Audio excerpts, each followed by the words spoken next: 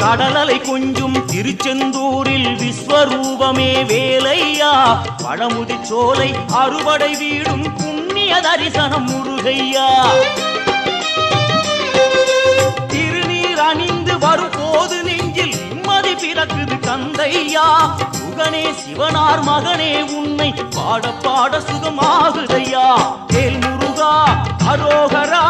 அரோகரா வேல் முருகா